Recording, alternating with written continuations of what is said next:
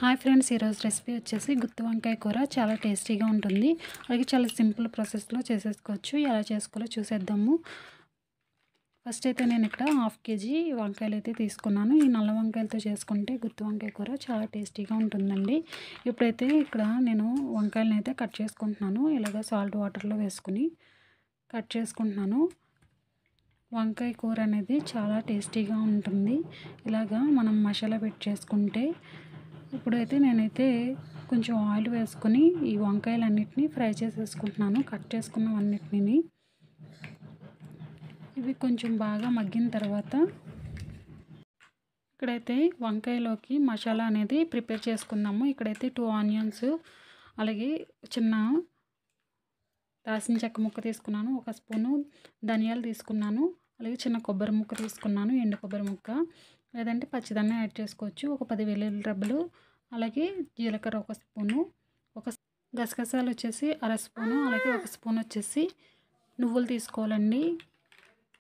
ఇప్పుడైతే ఈ మసాలా దినుసులన్నీ ఒక మిక్సీ జార్లో వేసుకుని మెత్తగా గ్రైండ్ చేసుకోవాలండి. ఇవి మనకైతే మసాలా కింద ప్రిపేర్ చేసుకోండి. ఇలా అయితే ఈజీగా మనం మసాలా ప్రిపేర్ చేసుకోవచ్చు. అలాగే మన ఛానల్ని ఫస్ట్ టైం చూస్తున్నట్లయితే లైక్ చేయండి, అలాగే సబ్స్క్రైబ్ చేసుకోండి. ఒక చిన్న లైక్ చేయడం వల్ల చాలా సపోర్ట్ ఇచ్చినట్టు ఉంటుంది.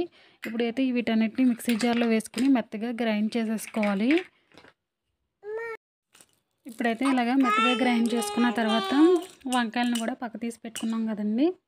ఇప్పుడు మనం అదే బాండీలో కొంచెం ఆయిల్ అనేది యాడ్ చేసుకుని ఇప్పుడు ఈ మసాలాన్ని ఫ్రై చేసుకోవాలి.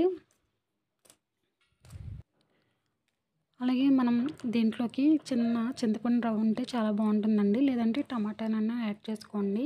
ఇక్కడైతే నేను కొంచెం చింతపండు రసం అనేది నానబెట్టుకుని ఉంచుకున్నాను.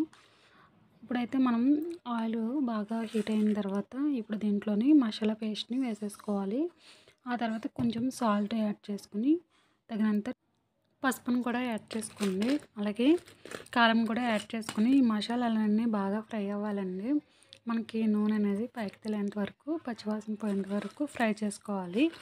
అలాగే దీంట్లో కొంచెం అల్లం వెల్లుల్లి పేస్ట్ కూడా వేసుకుంటే బాగుంటుంది. కొద్దిగా అల్లం వెల్లుల్లి పేస్ట్ వేసుకుని ఒకసారి బాగా ఫ్రై చేసుకున్న తర్వాత ఇక్కడ చింతపండు రసం నానబెట్టాను కదండి, అదనమాట.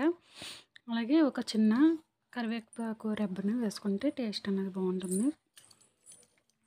ఒకసారి బాగా ఫ్రై చేసుకోవాలండి. ఫ్రై చేసుకుని మూత పెట్టేసుకున్న తర్వాత ఇలాగ ఫ్రై అయిన తర్వాత ఇప్పుడు దీంట్లోని వంకాయలని మనం ఫ్రై చేసి పక్కన పెట్టుకున్నాం కదా, వాటిని యాడ్ చేసేసుకోవాలి. ఒకసారి బాగా కలిపేసుకుని ఇప్పుడు దీంట్లోని 1 గ్లాస్ వాటర్ అయితే యాడ్ చేసుకోవాలి. ఒకసారి ఉప్పు కారం అన్నీ సరిపోయినాయో లేదో చూసుకుని టేస్ట్కి తగ్గట్టు ఇప్పుడు మూత పెట్టేసుకుని ఉడికించుకోవాలండి. దగ్గరికి ఉడికేంత వరకు ఉడికించుకోవాలి.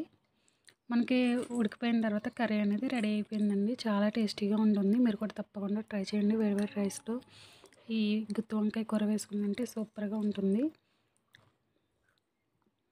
ఓకే అండి, వీడియో నచ్చినట్లయితే ఒక చిన్న లైక్ చేయండి ఫ్రెండ్స్. అలాగే కొత్తగా చూస్తున్న వాళ్ళు సబ్స్క్రైబ్ చేసుకోండి. అలాగే మీరు ట్రై చేస్తే ఎలా వచ్చిందో కామెంట్ చేయండి. Thanks for watching.